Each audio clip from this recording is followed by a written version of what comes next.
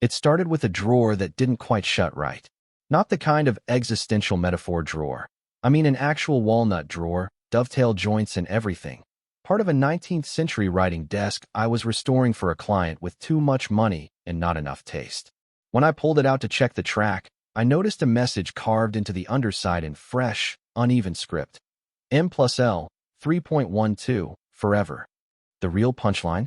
March 12th was the night Laura told me she got food poisoning at her book club and slept in her car because she couldn't make it home without risking a mess. I guess I should be grateful she didn't use my good chisels. There was something jarring about the way the letters were carved, not deep and deliberate like I'd expect from someone who knew wood, but hesitant, jagged, like a child playing with a knife. Laura was always reckless around my workbench, touching finishes before they dried, using coasters on raw oak, once even mistaking boiled linseed oil for salad dressing. But this was personal, intentional, intimate. M, huh? Funny, I don't know anyone in her life named M, at least not one she'd be carving into antiques in my shop. I turned the drawer over a few more times, hoping I'd hallucinated it. I hadn't. She hadn't even done a good job hiding it. That part offended me more than the betrayal itself. I'd spent 30 years learning how to read the grain of a table like a story, how to smell the age of a finish, how to feel when something didn't belong. This didn't belong. And yet, here it was, tucked under a drawer in a desk she had no business touching. She always said my workshop smelled like ghosts and refused to come in unless she needed something. Usually attention, usually loud. But this carving? It was quiet, like a secret whispered in the dark. I didn't say anything. That's the kind of man I am. Silence is a language I speak fluently. I slid the drawer back into place and ran my fingers along the surface, checking for anything else. There wasn't much. No love letters. No suspicious stains. No hidden lingerie. Just the carving, a moment of carelessness, or maybe arrogance, left in a place she thought I'd never look. Or maybe she wanted me to find it. Maybe it was a test, some subconscious need to provoke a response. But I don't play tests. I wait. I observe. Then I dismantle. I walked back into the house like nothing happened. Laura was in the kitchen, pretending to read a cookbook she'd owned for 10 years and never cooked from.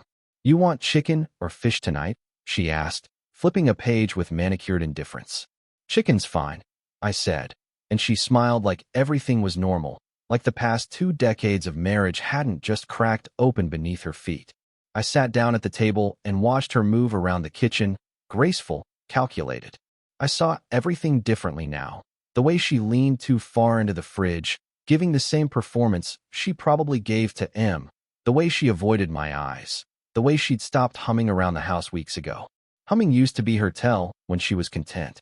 Now she was quiet, surgical. I wondered if he liked her humming. I wondered if he hummed too. I kept looking for more signs, not obvious ones, but forensic details. She started washing her wine glasses by hand, not putting them in the dishwasher. A ring of lipstick I didn't recognize showed up on one stem. Her phone was suddenly always face down, always on silent. She started locking the downstairs bathroom door, the one closest to my workshop, when she used it. I've built enough cabinets to know people only hide what they're ashamed of. And shame has a very specific weight to it. It's lighter than guilt, heavier than regret. It's the weight of someone trying to float while holding an anchor behind their back. Still, I didn't confront her.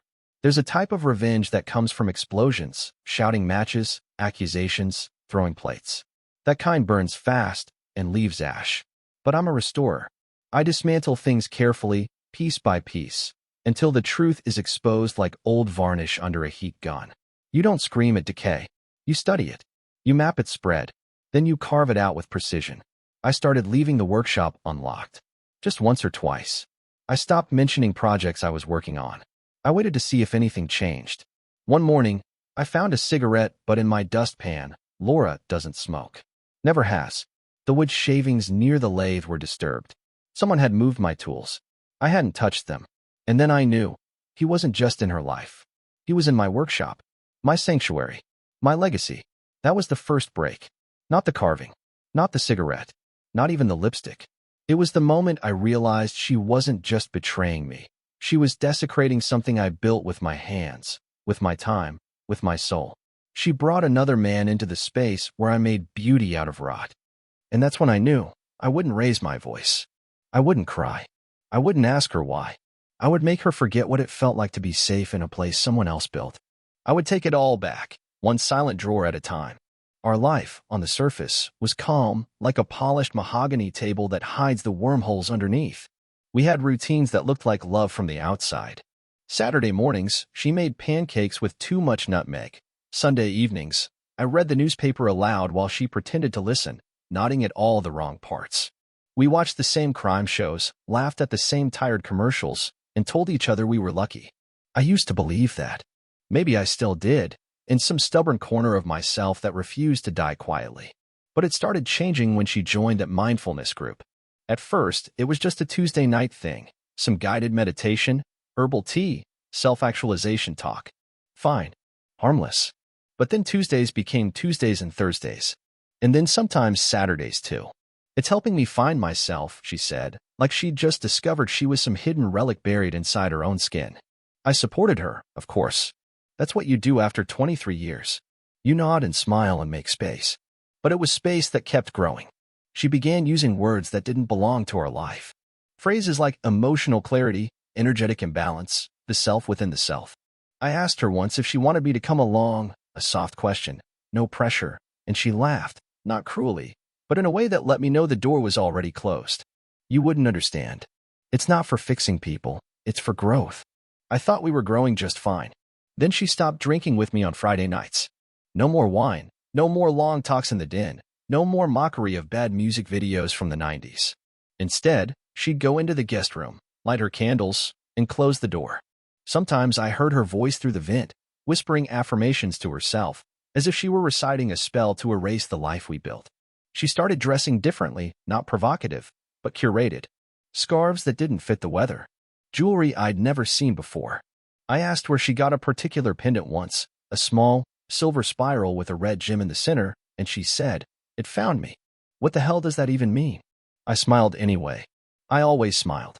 I even drove her to her retreat one weekend. She didn't ask, but I offered. 3 hours there, quiet country roads, her humming something off-key the whole way. On the return trip, I noticed a receipt stuck in the passenger side door, lavender essential oils, massage service, 2 dinners at a seafood place near the lake. I thought she was fasting with the group. We mostly just journal and hike, she'd said. Apparently, journaling now involved scallops and wine. When she came home that Sunday, she hugged me like a colleague, not a husband. Firm, polite, distant. I feel so refreshed, she said. That time alone really reminded me of my power. Her power. I hadn't realized she'd misplaced it. Around that time, she started locking her phone. Not just locking it, setting it face down, silencing it, and keeping it in airplane mode during dinner. Just being more intentional, she explained, as if shielding every notification was a form of enlightenment. Her social media, once full of garden photos and blurry shots of our dog, suddenly went dark. Private. I wasn't blocked, exactly, just removed from view. "It's not about you," she said when I asked. "I just need a space to be seen for who I am, not who I've been." And who had she been, exactly? A wife? A partner? A fraud? The house still functioned. Bills were paid. Chores rotated.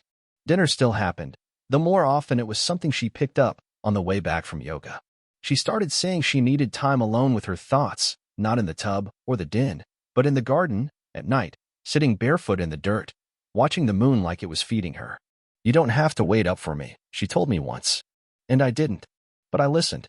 Sometimes she talked to someone on her headset, thinking I couldn't hear. Just low murmurs. Laughter. No names. Once, I asked who she was talking to.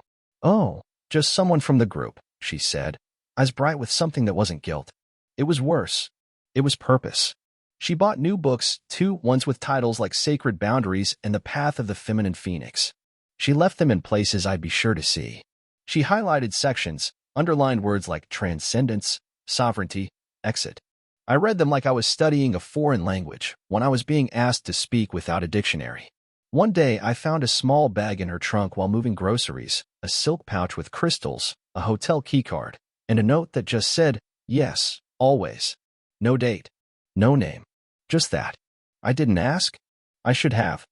But part of me still wanted to believe not in her lies, but in the version of her that used to leave sticky notes on the mirror saying, "We're not perfect, but we're permanent." I guess she outgrew permanence. Or maybe she outgrew me. Still, I didn't accuse her. Not directly. I just kept adjusting to the new weather, the cold fronts, the missing sunlight, the unseasonal storms.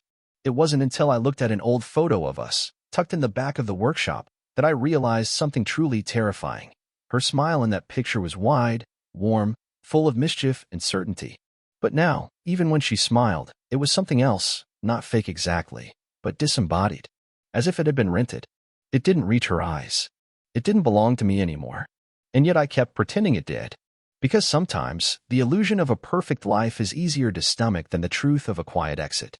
It was the gloves that did it. Soft, beige, designer ones with little brass buttons, the kind Laura never wore because she said they made her hands look too proper. I found them tucked under the passenger seat of her car while replacing the fuse for her interior lights, a task she said could wait, but I decided couldn't. At first, I thought they were hers, maybe something new. But then I saw the initials stitched inside, ML. Not Laura's. Not mine. Just those two letters, small and smug and utterly unbothered by my presence. I don't know why that detail broke me, not the lipstick, not the phone behavior, not the absences or the sudden emotional fortresses. Just a pair of unfamiliar gloves sitting quietly in my car, the one I'd lent her for her so-called solo day trip to the coastal retreat center. She told me she wanted time to reflect, to write in her journal and sit by the cliffs, to heal. I'd packed her a thermos of chamomile tea. She thanked me with a kiss that barely touched skin. And now, here I was, holding another man's gloves like they were an artifact. I didn't make a sound. Didn't blink. Just placed them carefully on the hood and stared at them for what felt like an hour. The brass buttons caught the late sun like little eyes winking at me, as if to say, she chose this. Later that night, I watched her walk barefoot across the kitchen floor, humming again, the first time in weeks. She looked younger, lighter. She made a smoothie and said she felt rejuvenated. She reached for a book on the counter and dropped it, and I bent down to pick it up before she did. That's when her phone slipped from her hoodie pocket and landed screen up next to me. Just one notification visible, from a contact saved as Leo. It read, "Still feel you on my fingers. Did you rinse them off before going home?" She reached for it fast, but not fast enough. I handed it back without a word. She smiled, but it was brittle. "Just a joke," she said, laughing nervously, already backing away like I was the one who might explode. But I didn't. Not a twitch. I simply nodded. "Right," I said. And that was it. Something inside me went perfectly still, like a lake after the last stone has sunk. I didn't eat dinner that night. I didn't sleep. I didn't cry, or rage, or drive anywhere. I just sat in my workshop, lights off, listening to the way the old wood settled around me. There was peace in the silence, a clarity that sharpened every detail of what I now knew. The gloves, the text, the locked social media, the spiritual retreats that weren't retreats, the body that came home softer, but not for me. The way she started walking around the house with her earbuds in, not because she wanted music, but because she wanted a barrier, a shield, from me, from guilt, from consequence. That night, I cataloged every inconsistency like an archivist reviewing forgeries. I thought of her new perfume, musky and unfamiliar. I remembered the groceries she stopped buying, the recipes we stopped making. I replayed the day she told me she wanted to renegotiate the terms of our connection, as if marriage was a lease agreement. I recalled the night I asked if she loved me and she said, "That's a complicated question." No, it isn't. I went to bed late, careful not to disturb her. She was already asleep, one hand curled around her phone like a lifeline. I stared at the ceiling and thought of the gloves again. The initials. ML Leo. That's what the L was for. Her, M. His L. And suddenly, the carving in the desk made more sense than anything she'd said to me in weeks. M plus L. March 12th. Forever. But not for me. That's when the shift happened. That's when something ancient and sharp inside me rose to the surface. Not rage. Not sorrow. Something colder. Focus. Strategy. It wasn't about her anymore. It was about the life I'd built, the sanctuary she'd violated. She hadn't just broken vows. She tracked dirt into the cathedral of my trust and laughed while lighting candles to another man. And I would not burn down the cathedral. No. I would quietly reclaim every brick. She'd think she won. That I'd resigned. That I was shrinking into myself while she bloomed. But what she wouldn't realize, not yet, was that she hadn't just crossed a line. She'd walked into a room where I control every corner, every light switch, every door. and all I had to do now was close them, one by one, behind her. She didn't know I'd installed a new router. That was the first play, silent, simple, invisible. The old one had been dying anyway, dropping connections and slowing the smart TV to a crawl. I told her it was just an upgrade, smiled while I did it, even let her pick the new password. What she didn't know was that the model I chose logged device connections and access times in real time, not just which devices, but how long they were connected, which websites they accessed, and what apps they used. I watched her phone ping the same unknown IP address 3 times a day, always around 11:15 a.m., 3:30 p.m., and then late at night, between 12:20 and 12:40 a.m., long after I'd supposedly fallen asleep. No names, just metadata, but metadata never lies. Then I placed an old voice recorder under the passenger seat of her car, not because I wanted to hear sordid details, but because I needed voice patterns, timelines, confirmations. She was sloppy. She didn't check for bugs because she didn't think I played that game. I was supposed to be the steady one, the builder, the man who trusted because it was easier than suspecting. She didn't realize that men who restore antiques for a living also know how to take things apart and put them back together without leaving a trace. The second play came when I told her I was taking a short weekend trip to a supplier up north, just Friday to Sunday. I kissed her goodbye and drove a rental out of town, parked it at a truck stop 5 miles away, and Ubered back to a friend's empty cabin 2 blocks from our house. A perfect blind spot. I watched from a distance as a red SUV pulled into our driveway Saturday afternoon, a man with salt and pepper hair stepping out like he'd done it 100 times. He didn't knock. He used a key. She'd given him one. That was confirmation, not suspicion. I let them enjoy their sacred weekend, or whatever term she was using these days. Meanwhile, I walked to the back of the house, checked the spare camera I'd hidden in the birdhouse weeks earlier, and pulled the SD card. Clean footage. Timestamps. No audio. That wasn't necessary. I wasn't collecting drama. I was collecting leverage.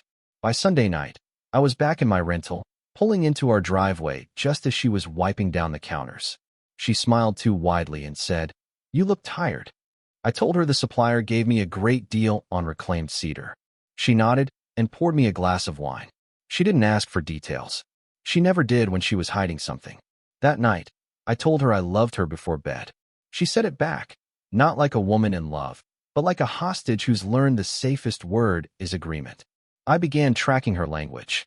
Not the obvious lies, but the inconsistencies. Words she never used before suddenly peppered her speech. Alignment, energetic flow, intentional intimacy. Phrases she parroted from someone else, someone who wanted to remake her into his personal oracle. I'd ask soft questions like, "How was your class today?" And she'd reply, "Oh, we just did breath work and talked about boundaries." I'd nod, then mark the time. 30 minutes later, the router log would show a spike in data from her phone, streaming video, encrypted chat. Her class was a private Zoom call. I printed the logs, cataloged the patterns, built a timeline. She was predictable, almost mechanical. Always the same routine, like a woman addicted to the ritual of being desired. Then I tested her friend, Monica, the one who always covered for her. I created a burner account on a social platform she rarely used, posed as a retreat seeker who heard about her group from someone at a wellness conference. I waited 3 days. Then Monica responded. "Oh, you must have heard from Leo or Laura," she said, cheerfully confirming everything with a click of her send button. I thanked her, said I'd reach out again soon, and deleted the account. Then I took a different tack, more analog. I told Laura I wanted to frame one of her favorite quotes in the hallway, something about personal evolution through disruption. She lit up like a teenager. "Really?" she asked, touched. I said of course, and asked her to handwrite it so I could scan it in. She did. Later, I took the handwriting and compared it to the carving under the drawer. Perfect match. The loop in the F, the sharp tilt of the R, the way she dotted the I, almost halfway to the next letter. She'd carved it herself. Her hand. Her message. Her choice. I still hadn't said a word. I still kissed her goodnight, still folded laundry beside her, still asked about her day with just enough interest to seem present. But inside, I was dissecting everything. How long she lingered before answering a question, how often she touched her necklace when lying, how she deflected with fake laughter whenever I mentioned old memories. She thought she was walking on clouds, but but she was walking into a net. I didn't want her to know I'd seen her naked truth until I was ready to undress her delusion, until I could pull the string that made her entire reinvention unravel. And the best part? She still thought I was the same steady husband she'd outgrown. She didn't know I'd become the man she couldn't recognize, not yet. But she would. Soon. The restaurant was her choice. A new place, modern decor, overpriced cocktails, a plant wall they probably misted between courses to justify the price of arugula. She dressed up more than usual, red lipstick, black dress, heels she hadn't worn in years, said it was just nice to connect again. I smiled and said I agreed. We were seated at a window table with a view of the marina, the kind of spot people post on social media to prove their happiness. I ordered her favorite wine before she could, told her it felt good to treat her. She beamed, flattered, touched my hand across the table, and I let her. We ordered. She talked about a new workshop coming up, something about inner child healing through silence and sculpture. I nodded, told her it sounded enlightening. She said, "You seem lighter lately," like a nurse commenting on a terminal patient's color right before the final dip. I said I'd been reflecting, too, that I realized how important truth was, not just to say it, but to honor it. That's when I slid the manila envelope across the table. No name, no label, just thick enough to make a sound when it landed. She stared at it, then looked at me, a flicker of something behind her eyes, not panic, but recognition. She opened it slowly, methodically, as if bracing for a legal document. Inside were 10 5x7 prints. No captions, no context, just photos. One of her and Leo walking into the cabin hand in hand. One of them using my lathe with her arms around his waist. One of them through the birdhouse lens close, undeniable, mid-kiss. She didn't touch them, just stared, then said softly, "This isn't what it looks like." I took a sip of my wine and said, "That's comforting, because it looks like you let another man into my sanctuary." She blinked rapidly. "We were just talking. That's an old picture. It's being misinterpreted." I leaned in, calm, measured. "The timestamp is from last weekend. The same weekend you said you needed solitude." Her hands shook. She shuffled the pictures as if hoping they'd rearrange into a lie she could sell. "It was a mistake," she whispered. "It's not like that. We were going through something." I felt invisible. I didn't respond. Just stared at her like she was a stranger at my table, which by now, she was. "You were always so closed off," she added. "So practical. I needed more. I needed someone who sees me." I nodded slowly. "And did he see you? Or just the version you built out of borrowed words and borrowed crystals?" Her lips parted, stunned. That was the first cut. Then came the deeper one. "You wanted reinvention. You got it. You became someone who could walk barefoot through a garden and lie straight into a man's face while carrying his house keys in your purse." Her eyes darted around the restaurant now, suddenly aware of the people nearby. She lowered her voice. "You're embarrassing me." I smiled. "No, you did that all on your own. I'm just showing you the mirror." Then she snapped. "You know what? Maybe this was inevitable. Maybe if you hadn't buried yourself in your damn workshop for years, none of this would have happened." Ah, there it was, the shift. The blaming, the rationalization of betrayal by rewriting history. "So your solution to feeling unseen," I said, "was to crawl into someone else's bed and bring him into mine?" She looked away. Her hands were trembling now. I watched her chest rise and fall faster. "You don't understand what it's like to feel stuck," she hissed. "Like your soul is dying." I nodded. "Actually, I do. I've been married to you for 23 years. Then she laughed, sharp, cold, empty. "You think you're so righteous. Sitting there like some noble victim. You're just scared I finally outgrew you." I leaned back, folded my napkin slowly, deliberately. "No," I said. "You didn't outgrow me. You shrank into someone I wouldn't recognize if I passed you on the street." That landed harder than I expected. Her eyes welled up instantly, lips twitching, some internal scaffolding collapsing. Then came the fear the moment her mouth opened, but nothing came out. "What are you going to do?" she asked, suddenly small. I looked her dead in the eyes. "Nothing," I said. "Not yet. But everything's already started." She sat still, frozen, unable to decide whether to cry or lash out. The waiter approached, paused, sensed the temperature, and retreated. She looked down at the envelope, then at me. "Is this the end?"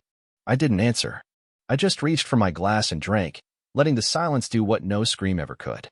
And as the wine touched my lips, I watched her crumble by degrees. Denial, justification, blame, mockery, and now, finally, dread. I wasn't leaving. Not yet. There were still a few more moves left on the board. She slammed the bedroom door hard enough to rattle the picture frames, then turned to me with that wild look I hadn't seen since our second year of marriage, back when we still fought like people trying to save something. But this wasn't that. This was a woman cornered by the consequences she never imagined would come. "You're unbelievable," she spat, arms crossed, chest heaving.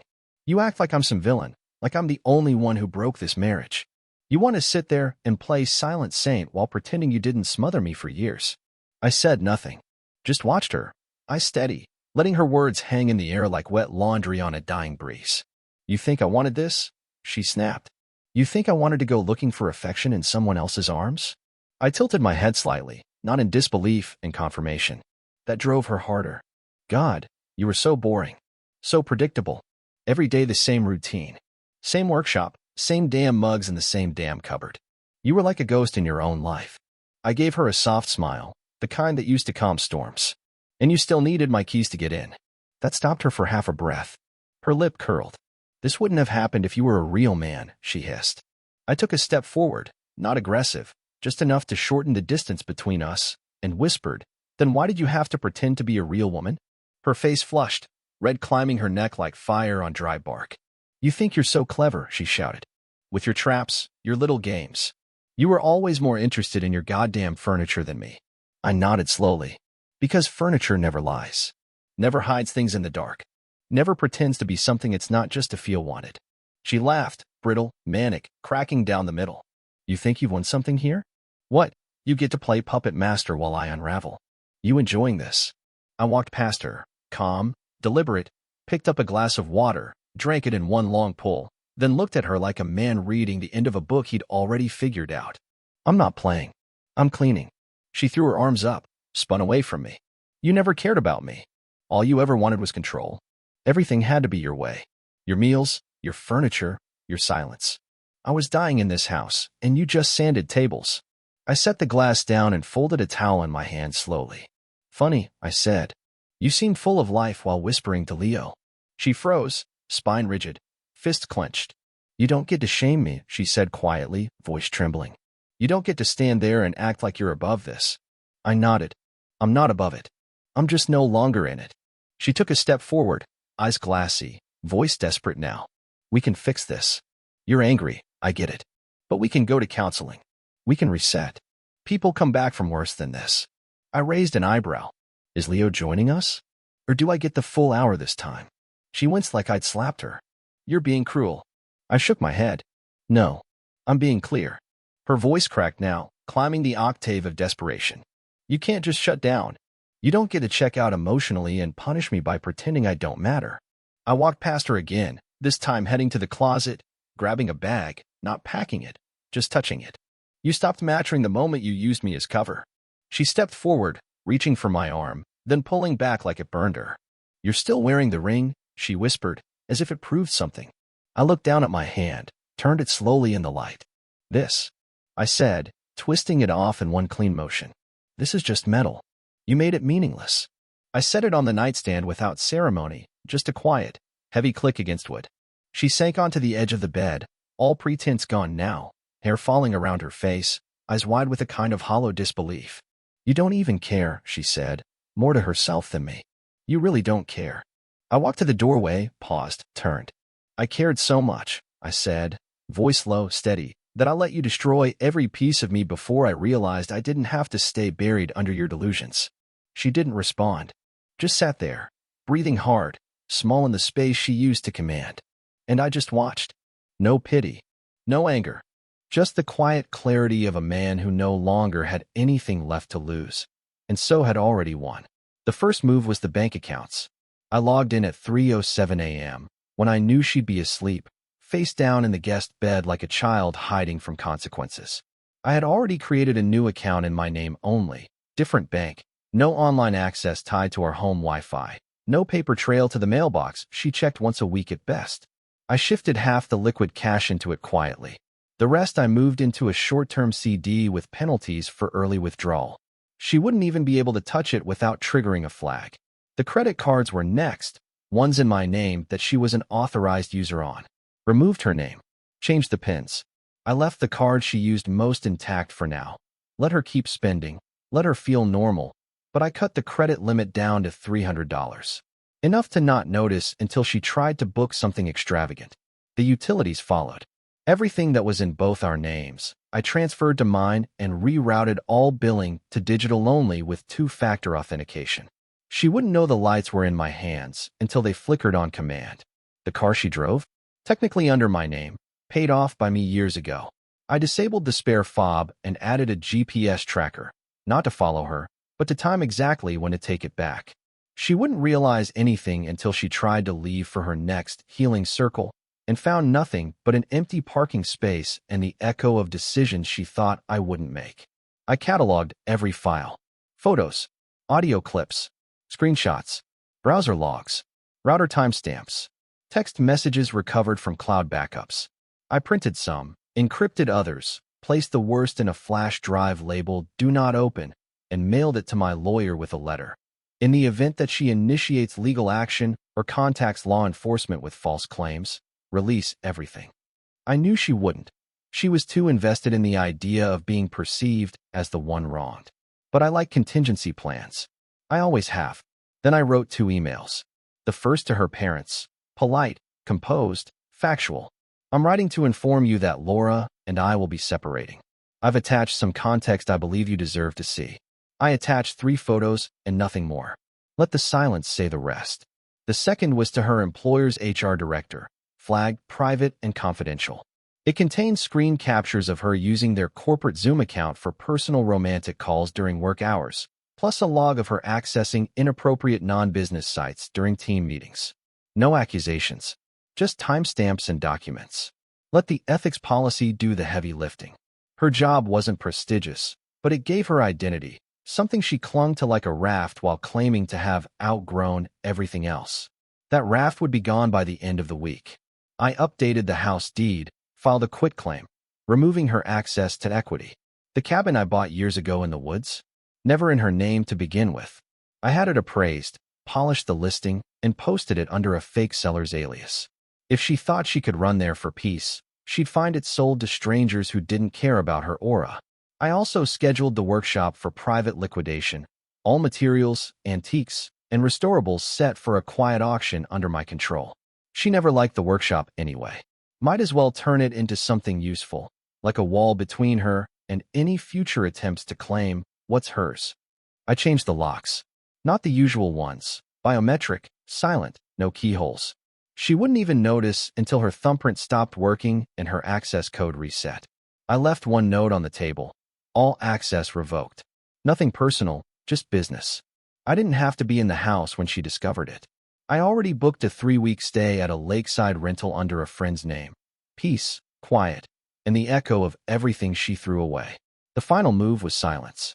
No text, no call, no explanation. I let her sit in the illusion of control for exactly one more day. Let her post another filtered quote about strength and rebirth on her private story. Let her believe she could still pivot. But the pivot was gone. I had already moved the board. When I saw the missed call from her at 4:23 p.m., I let it ring. She texted next. "Can we please talk? This isn't the way." I smiled.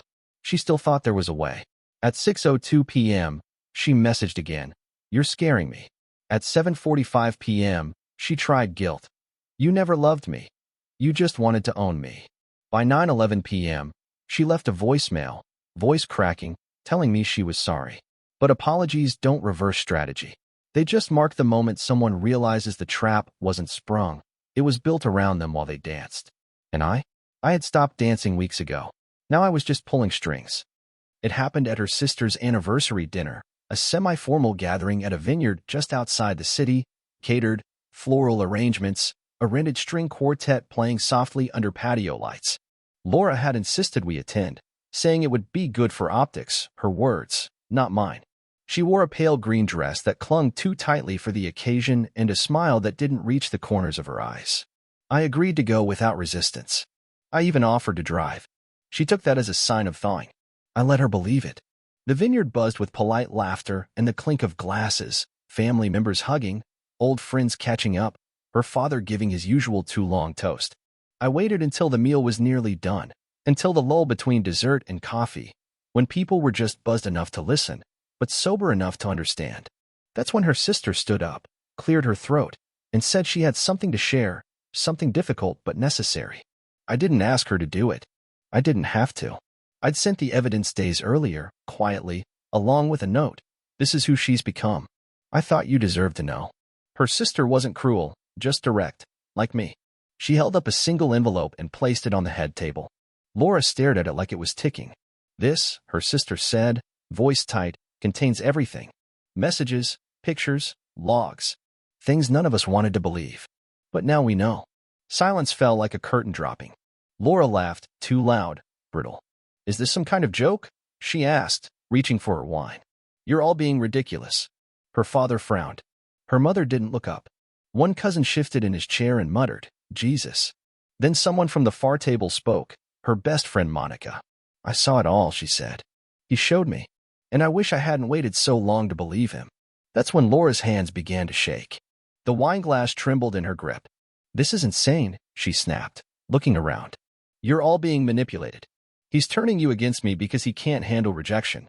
No one answered. Her lover, Leo, was there too. She didn't know I invited him, but I had. I told him I had something to return to him. He thought it was a gift. He sat at a side table, stone-faced, until I stood, walked to him, and handed him the carved drawer from the antique desk, the one with M+L, 3.12, forever etched in her own hand.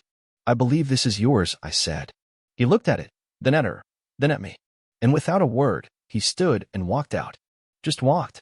No scene. No confrontation. He didn't want to be associated with what was happening, a man who wanted passion without destruction, and now saw only wreckage. Laura turned pale. Leo, wait, she called, but the door was already shut. She turned to me then, frantic. What did you do? She whispered.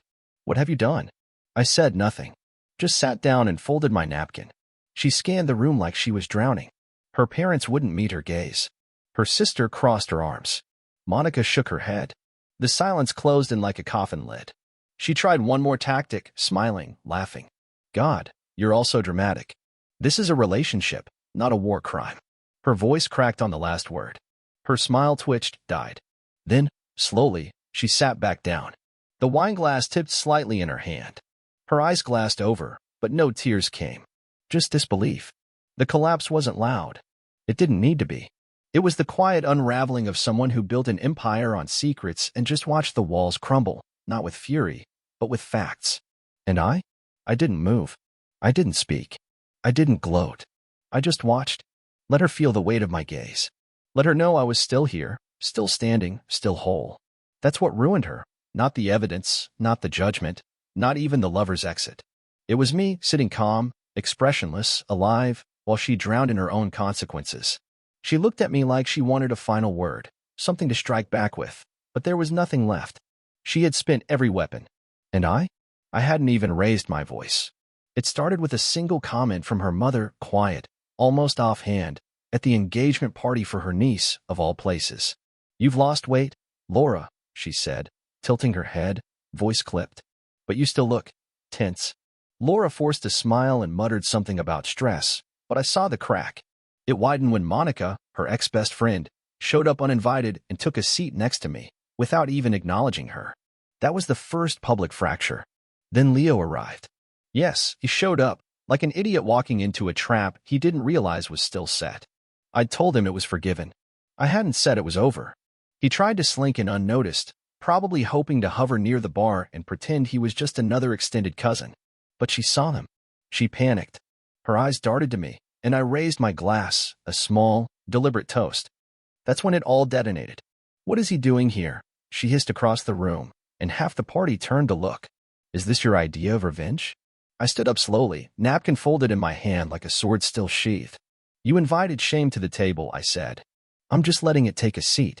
She marched toward me, heels clacking like gunshots. You're a pathetic coward, she snapped. You couldn't keep me, so now you want to destroy me? I smiled just enough. No, you destroyed yourself. I just gave everyone front row seats. Someone gasped, maybe her aunt, maybe mine. The music cut off. You think this makes you a man? She yelled, her voice cracking. You want applause because you caught me slipping while you were off hiding in your little workshop, polishing chairs and pretending that's love? People were staring now. Her father looked like he might throw up. Her mother just stared at the floor. I stepped forward, voice clear. I gave you 23 years of stability, loyalty, and peace. You gave me a carved confession and a lie wrapped in silk. She pushed me then a hard, open palms against my chest. I didn't move. She looked unhinged, hair falling in her face, mascara slipping. You were never enough, she screamed. You bored me. You made me feel like a ghost in my own house. I looked her dead in the eyes. Then you should have left like one. Quietly. Leo stepped in, tried to grab her arm. Laura, maybe we should go, she yanked away. You're just as weak as he is, she shouted, turning on him. You were supposed to be different. You told me I deserved more. Leo backed away, hands raised.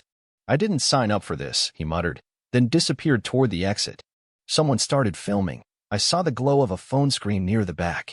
You manipulated everyone, she wailed, voice shaking. My friends, my family, me. Monica stood up. No, Laura, she said, flatly. You lied to everyone. You used people. You treated your marriage like a costume you could take off when it didn't flatter you. Laura turned to her, eyes wide. You were supposed to be my friend.